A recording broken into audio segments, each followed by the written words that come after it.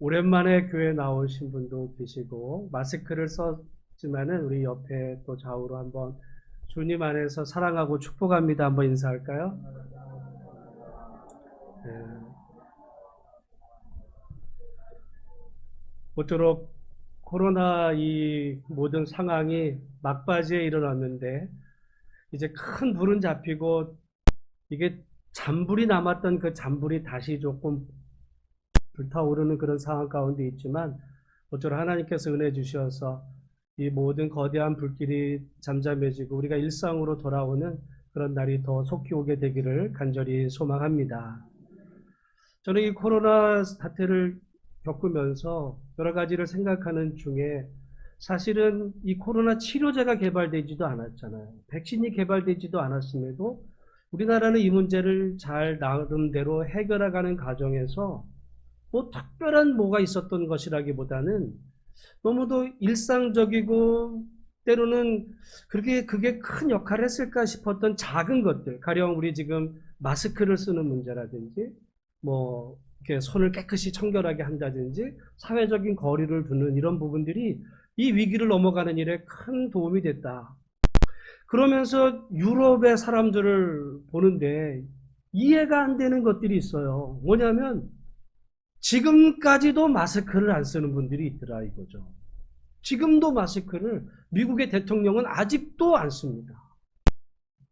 왜 그럴까? 왜 그럴까? 이상했어요. 궁금하기도. 여러분, 왜 안 쓸까? 그게 도움이 된다는데. 그랬는 중에 얼마 전에 이렇게 방송을 듣다가 어떤 카이스트 교수가 누구랑 이제 코로나 이후의 세상의 변화에 대해서 말하는 중에 이 얘기를 잠깐 하는데, 아, 그렇기도 하겠다라는 생각이 들었어요. 세 가지 이유를 그분이 얘기합니다. 첫 번째는 유럽과 미국에는 마스크가 없었어요. 공장이 없습니다. 마스크가 없는 거예요. 사실은 마스크를 그 사람들은 안 만들었죠. 왜? 필요가 없고 만들어도 별로 이게 돈벌이가 안 되니까. 이거 얼마나 되겠어요, 평소에. 그러니까 미국같이 유럽같이 고부가 가치를 만들어내는 거기에서는 어떤 더 돈 되는 거를 하지, 마스크 만들어서 이게 수요도 없는데 만들 생각을 없다 보니까 평소에 마스크가 필요하지 않았고, 마스크가 정작 필요한 사람은 의사나 간호사들 뭐 몇 명 안 되니까 그게 그렇게 중요하지 않아서 없었습니다.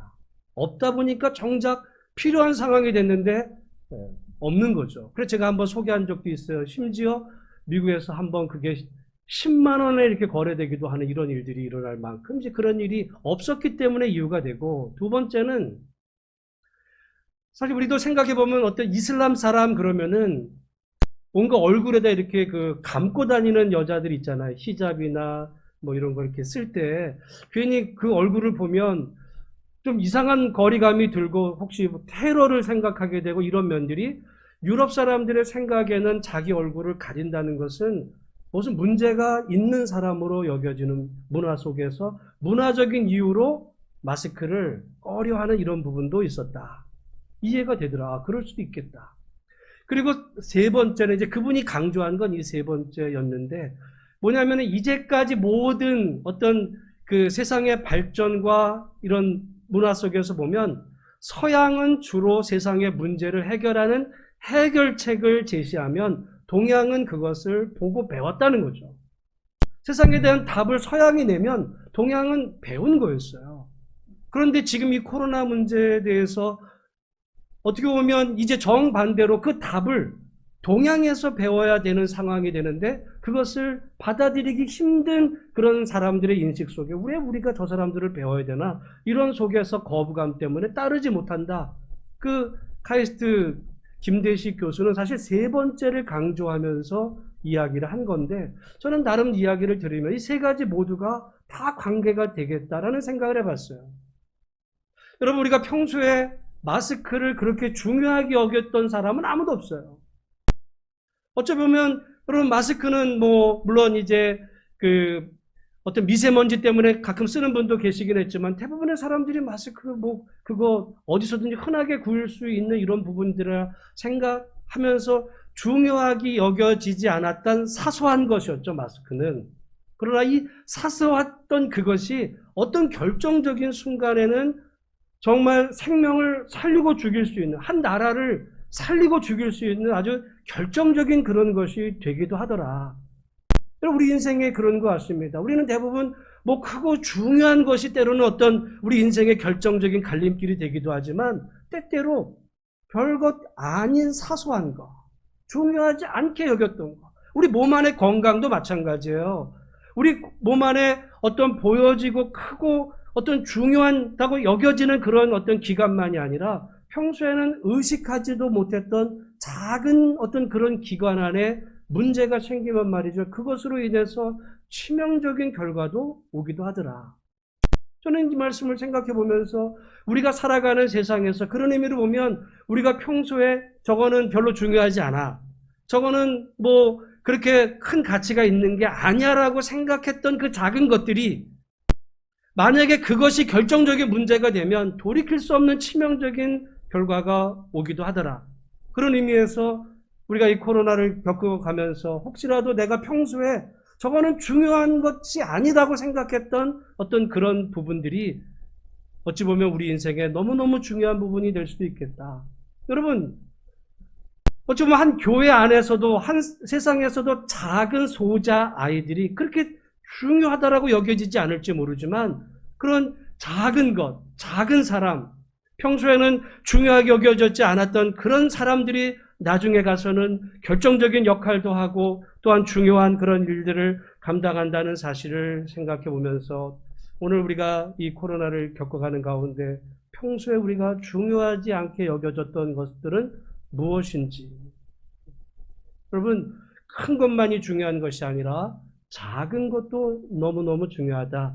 작기 때문에 무시했던 부분은 없는가 한번 돌아볼 필요가 있다. 이런 생각을 가져봤습니다. 여러분, 우리가 이런 어떤 잘 사는 사회가 되다 보니까 우리가 어떤 이런 큰 길을 이제 차 타고 가다 보면 요즘 얼마 전에 이제 비가 내려가지고 이렇게 논에 물이 차다 보니까 지금 이제 농사들을 짓는 철이 왔잖아요.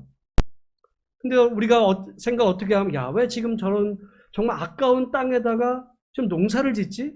거기를 메우고 거기 아파트를 짓거나 거기 또 공장을 져서 그래야지 저 사람들 저기다 저기 논에다가 뭐 심어가지고 뭐가 저기 돈벌이가 될까? 이런 생각을 여러분 하는데 우리가 그래서 이 쌀이 별로 지금 너무 남아나는 시대가 되다 보니까 중요하게 여겨지지 않지만 말이죠. 이 코로나 위기가 만약에 잘못된 길로 가게 되면 식량난에 심각한 문제가 올 수 있다는 거예요.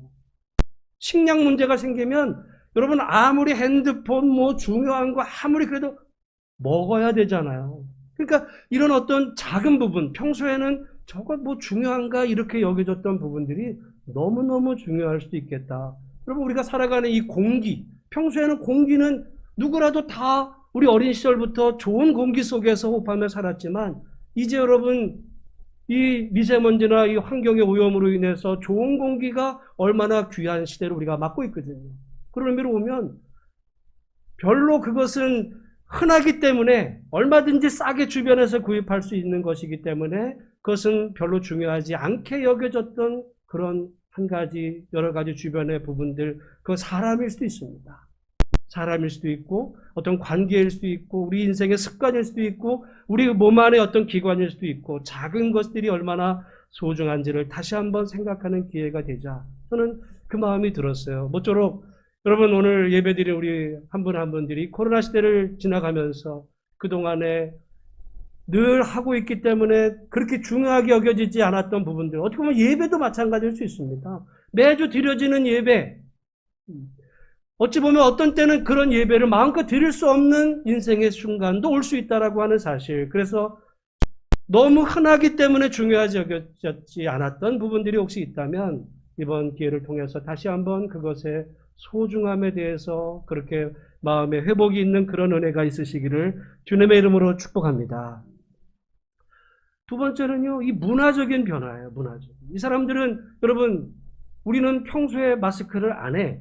마스크를 쓰는 사람은 의사들이나 간호사들이야. 라고 생각하던 그 인식의 변화가 그거 바꾼다는 게 너무너무 어려운 일이죠. 여러분, 사실은 우리가 조선시대 말에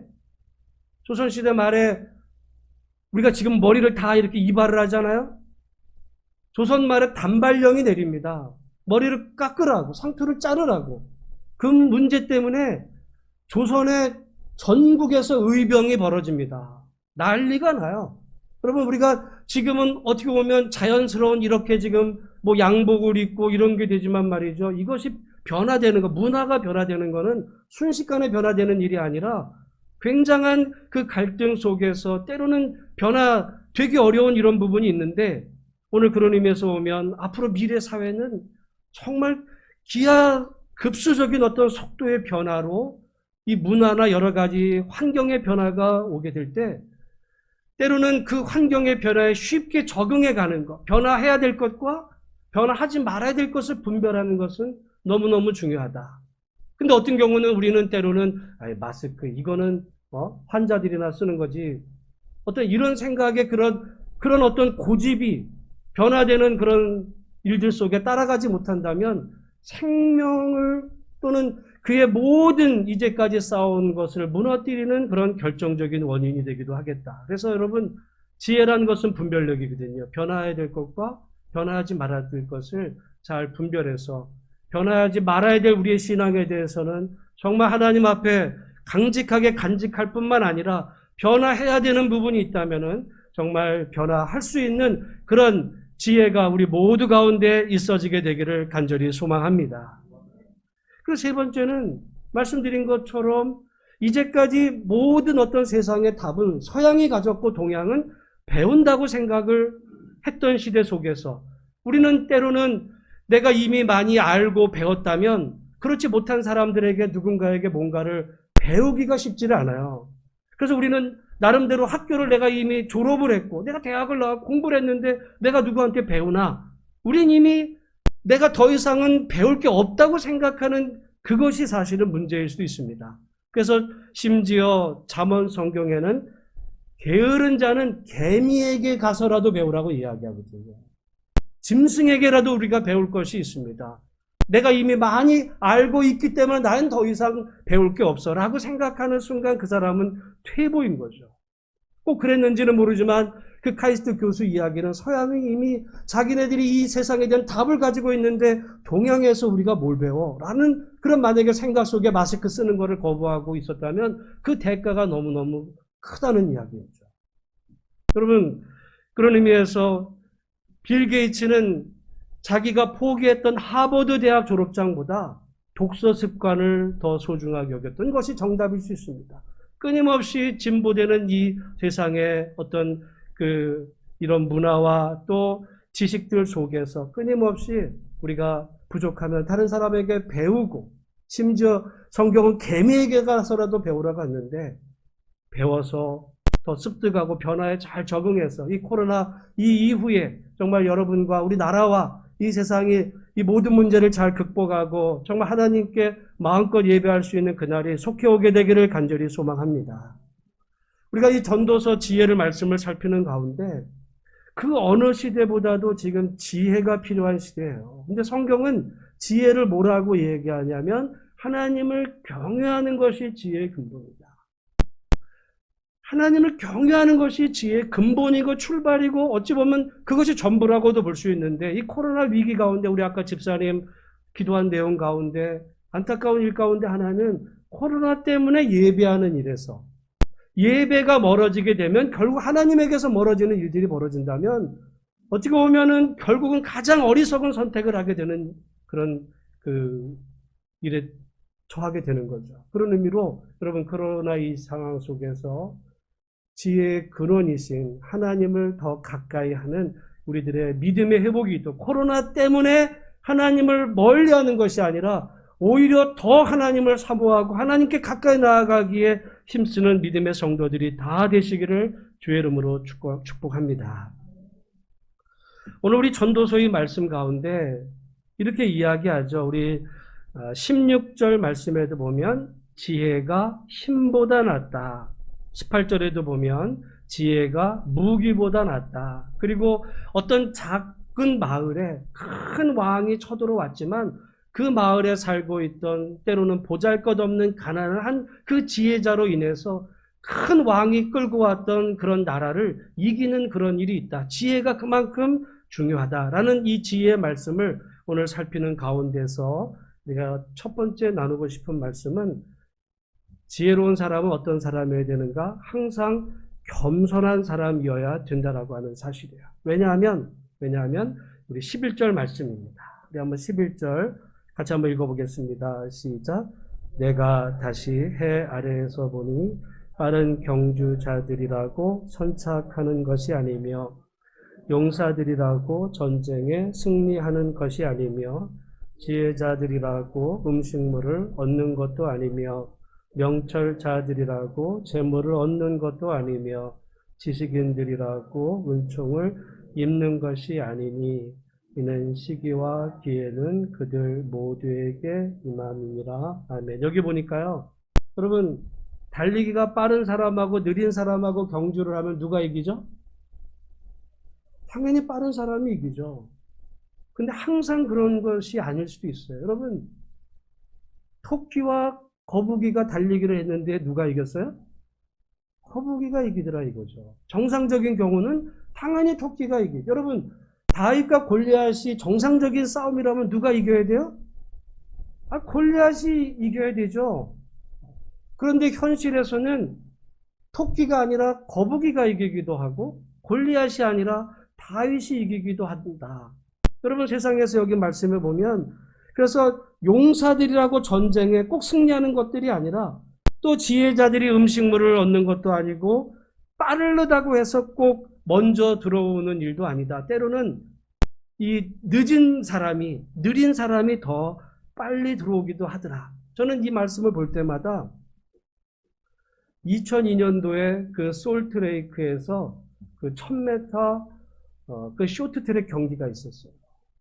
그때 그 유명한 안현수, 그 다음에 안톤 오노, 여러분 오노 있죠, 오노. 그 오노, 그 다음에 중국의 리지아준, 그리고 이제 캐나다 선수, 그 다음에 그 이제 5번째 선수가 브래드버리라고 하는 호주 선수의 그 결승전이 있었어요. 근데 이 브래드버리라는 선수에 대한 이야기입니다.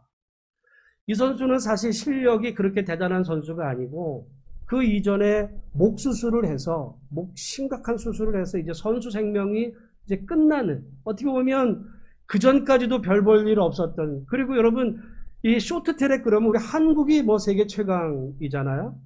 근데 호주는 별 볼 일 없었던 나라에서 이 선수도 그렇게 알려지지 않은 선수가 게다가 부상까지 당해서 이제 올림픽에 참가를 하게 됩니다.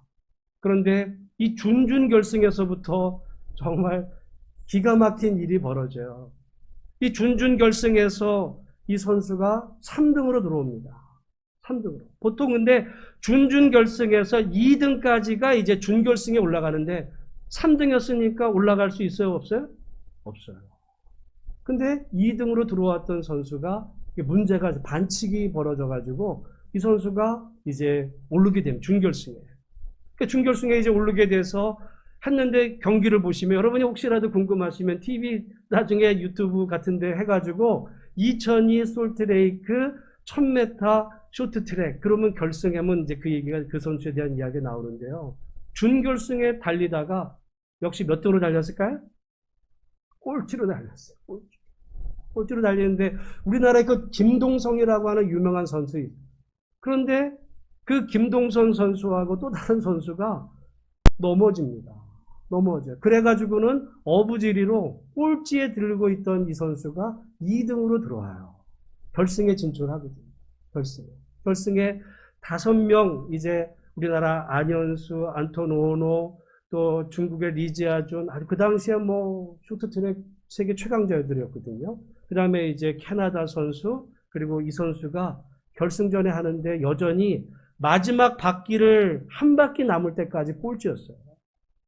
한 바퀴 갈 때까지 꼴찌. 이제 뭐 반 바퀴 남은 상태에서 갑자기 이 앞에 달리던 네 선수가 다 넘어집니다.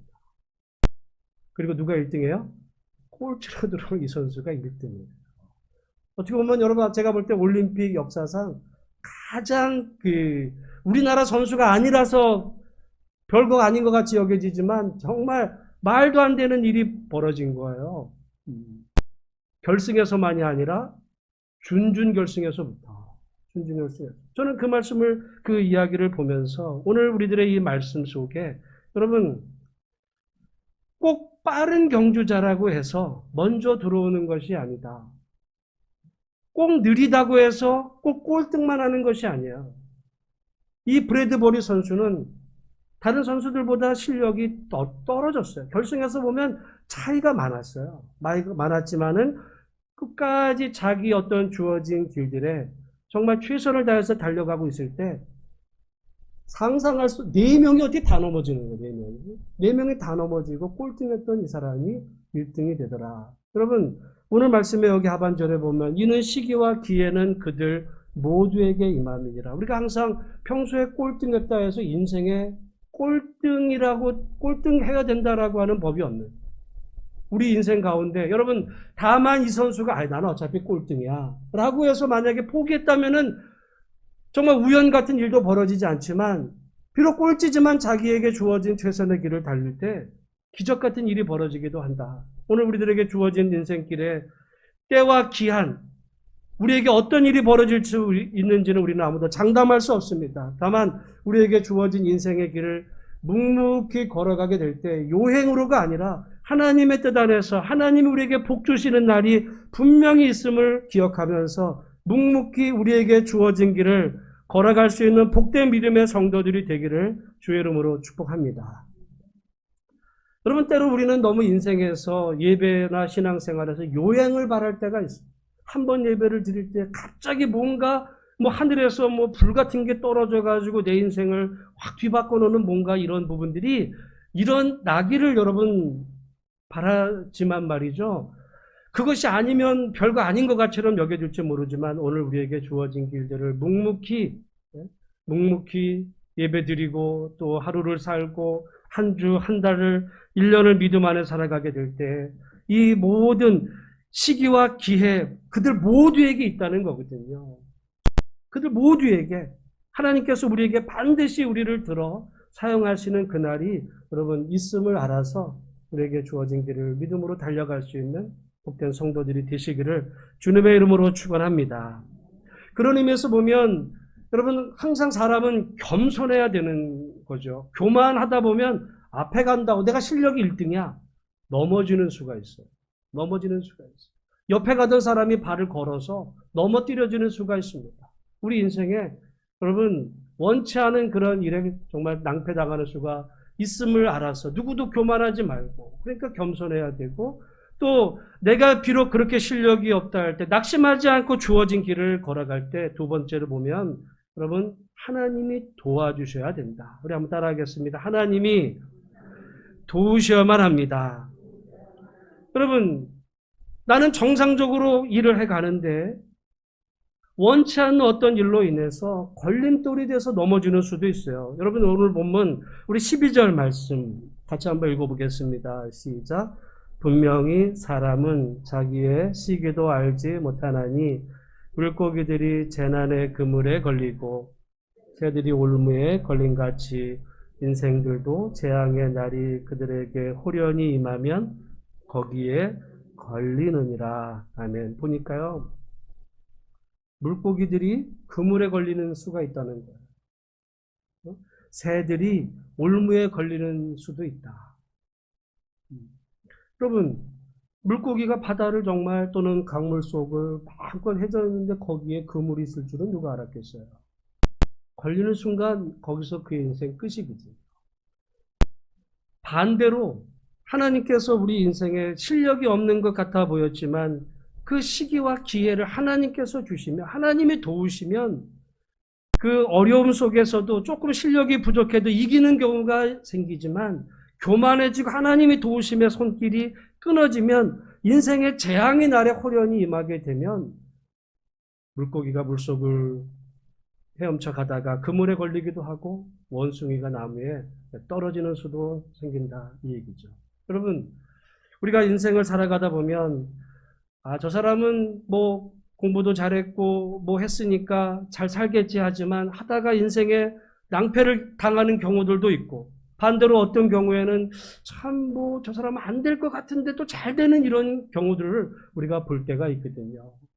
그래서 야고보 4장 10절에 주 앞에서 낮추라 그리하면 주께서 너희를 높이시리라 했습니다. 사람은 지혜로운 사람은 그러니까 하나님이 높여주실 때까지 자기에게 주어진 길을 묵묵히 걸어가게 될 때 하나님은 모든 사람에게 시기와 기회를 주신다. 그래서 여러분, 모든 사람에게 인생에 몇 번의 기회가 있대요? 네? 3번의 기회는 있다는 거죠. 모든 사람에게. 문제는 그 인생에 자기에게 주어진 그게 기회인 줄을 모르고 지금 지나가니까 문제일 수 있지만 모든 사람에게 하나님께서는 오늘 말씀에 시기와 여기 기회를 주신다. 기회를 주신다. 여러분의 인생길에 하나님이 주시는 그 시기와 기회를 여러분이든 여러분의 자녀든 잘 포착해서 정말 하나님이 원하시는 그런 일들을 이루어내는 복된 은혜가 있으시기를 주님의 이름으로 축원합니다. 교만하면 헤엄쳐 가다가 그물에 걸리는 수가 있고요. 나무에서 떨어지는 수도 있고 인생에 재앙의 날이 올 수도 있지만 그러나 하나님 앞에 겸손하게 믿음으로 하나님 제가 부족합니다. 믿음으로 살아갑니다. 그렇게 여러분 믿음으로 우리가 주어진 길을 달려갈 때 하나님이 도우셔서 그래 이제까지 내가 혹시 나는 3번을 다 썼어. 여러분 그러지 않은 것 같아요. 만약에 그랬을지라도 앞으로도 우리 인생에 3번의 기회는 더 있을 수 있음을 알아서 그것이 어떤 기회든 여러분 잘 그 기회를 잡으시고 하나님 앞에 정말 쓰임받는 남은 우리들의 복된 인생이 되시기를 주님의 이름으로 축복합니다. 3번째는 말씀드린 것처럼 그러니까 첫 번째는 우리가 항상 겸손해야 되는 것이고 두 번째는 하나님이 도우셔야 되고 우리가 특별히 구하되 지혜를 구해야 된다. 이 전도서의 모든 말씀은 지혜에 대한 말씀인데요. 아까 말씀드린 것처럼 어떤 한 작은 마을에 이제 큰 왕이 쳐들어왔다 할지라도 그 마을의 지혜자, 사람들은 그 지혜자를 별로 대수롭지 않게 여겨요. 가난한 지혜자입니다. 그리고 문제가 해결됐어도 그 지혜자를 다 잊어버리는 그런 일이 있다 할지라도 그 지혜자 때문에 그 지혜로운 사람 때문에 그 위기를 넘어갈 수 있을 만큼 지혜가 최고다. 여러분 그래서 여러분 자녀들을 위해서 기도할 때 자녀들 뭐를 위해서 기도해요? 제가 대부분 보면 2가지입니다. 하나는 우리 자녀가 지혜로운 자녀가 되기를 위해서 기도하고 두 번째는 그 자녀가 비전을 갖기를 위해서 기도하는 경우가 대부분이에요. 그 가운데 하나가 지혜입니다. 여러분 때로 우리 아이들이 뭐 학교에서 성적 별로 좋지 않고 해도 인생을 살아가는 가운데 하나님의 지혜로 인생을 살아가다 보면 말씀드린 것처럼 시기가 그 때가 기회가 그 자녀들에게 임해서 어리석은 아이보다 더 잘 되는 그런 축복이 있는 줄로 알아서 무엇보다도 지혜를 구하는 지혜로운 성도들 우리 나라에도 지금 마찬가지거든요. 지혜로운 여러분 그런 나라 되고 또 그런 우리 믿음의 교회 우리 모든 성도들이 다 되기를 주의 이름으로 축복합니다. 여러분 성경에서 제일 지혜로운 사람을 한 사람 말하면 누굴 말할까요? 솔로몬. 지혜로운 어찌 보면 여러분 솔로몬이 왕이 된다는 것은 일반적인 과정으로는 불가능한 일이었어요. 왜냐하면 다윗에게 여러 아내가 있었고 솔로몬은 거의 뭐 막내격의 아주 그 어린 위치에 있었기 때문에 그 형들을 다 거쳐서 솔로몬이 왕이 되기는 어려웠는데 하나님의 특별하신 은혜로 이제 솔로몬 지혜의 그 왕이 됩니다. 그리고 하나님께 특별히 솔로몬에게 지혜를 주셨죠. 그런데 제가 이스라엘 역사상 가운데 제일 어리석은 왕이 누구냐? 유다 왕 가운데 제일 어리석은 왕을 한 사람 꼽으라고 한다면 저는 르호보암을 이야기합니다. 르호보암이 근데 르호보암의 아버지가 누구죠? 솔로몬. 저는 성경에 참 아이러니 그렇게 세상에서 어떻게 보면 성경만이 아니라 정말 가고오는 모든 역사에 최고의 그 지혜로웠던 아버지 왕에게서 게다가 그 솔로몬에게는 처와 첩이 1000명이나 있었다 그러면은 뭐 최소한 여러분 뭐 자식이 1000명이나 될 수, 아들이 1000명이라도 될 수 있는 이런 위치 가운데 성경에 공교롭게 솔로몬의 아들은 딱 1명 나와요. 르호보암. 그 르호보암이 왕이 되고 그 르호보암 때 결국은 나라가 두 쪽 납니다. 어리석은 왕이 되죠. 여러분 그래서 꼭 아버지가 지혜롭다 그래서 아들이 지혜로운 보장이 없어요. 반대로 아버지가 어리석다 해서 아들도 어리석은 경우가 아닐 수 있어요. 아버지를 보면 별거 아닌데 자식은 보면 정말 그 지혜로운 그 똑똑하고 훌륭한 이런 아들이 있을 수 있는 반면에 반대로 아버지는 정말 대단한 것 같은데 자식을 보면 그렇지 못한. 여러분 그러니까 아까 말씀드린 거예요. 장담할 수가 없고 겸손해야 됩니다. 빠르다고 꼭 먼저 들어오는 거 아닐 수 있기 때문에 항상 겸손하게 그리고 하나님 앞에 지혜를 구하고 여러분 지혜롭다 해서 지혜로운 왕을 자식을 갖는 게 아닐 수도 있다는 이야기죠. 그게 얼마나 그조차 하나님의 그 은혜일 수도 있겠다. 어찌 보면 여러분 혹시라도 솔로몬에게 르호보암 말고 또 다른 자식이 있었다고 한다면 가장 지혜롭다는 솔로몬이 가장 어리석은 선택을 한 거예요. 그러니까 지혜가 계승되는 게 아닙니다. 유전이.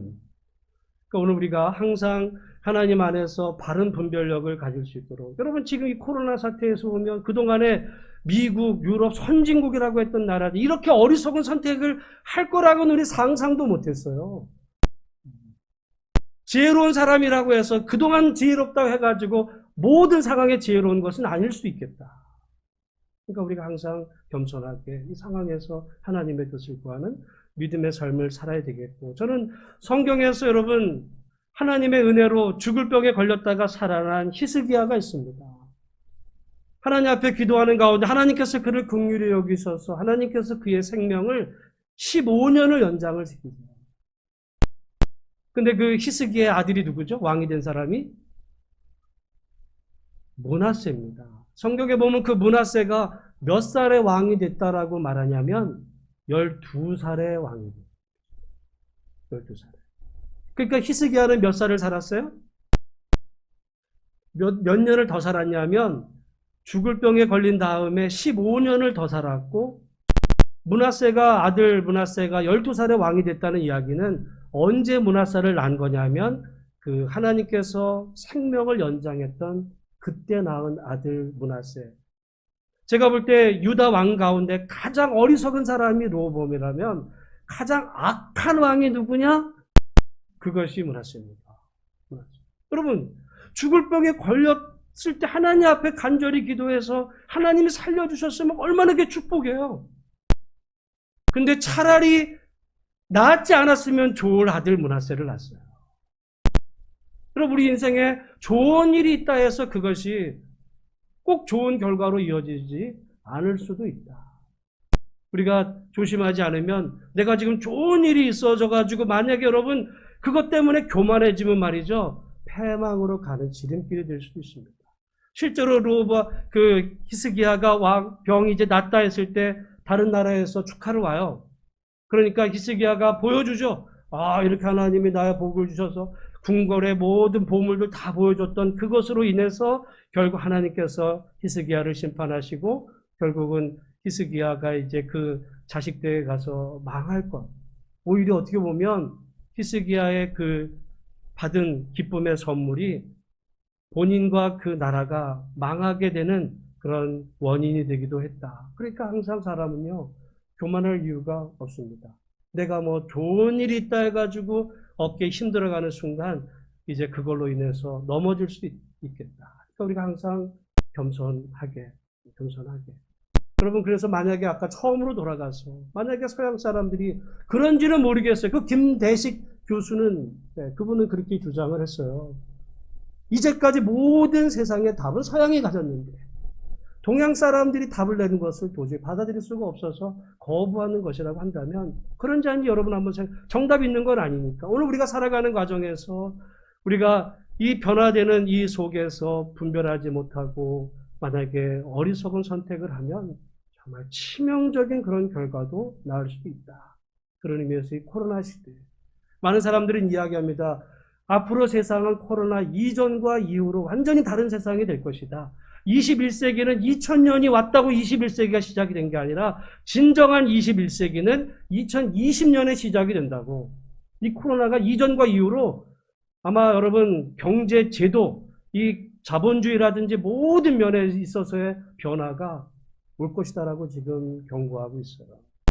이런 속에서 우리가 가져야 될 것, 코로나 이후 시대를 살아가는 우리에게 있어서 오늘 우리에게 여전히 필요한 것은 지혜고 지혜의 근원 되신 하나님을 잘 믿는 가운데 믿음으로 정말 우리에게 작다고 하찮게 여겨졌던 것들을 다시 한번 소중히 여기는 그런 마음들, 이 변화되는 이 세상 문화 속에서 변화해야 될 것과 변하지 말아야 될 부분들을 잘 분별을 하고 우리가 부족한 부분을 개미에게서도 배우는 이런 부분들을 잘 가져서 하나님을 믿는 가운데 이 위기들을 잘 극복하고 하나님이 주신 믿음의 그런 그 선하신 뜻을 이루어드리는 복된 우리 성도들이 다 되시기를 주님의 이름으로 축복합니다.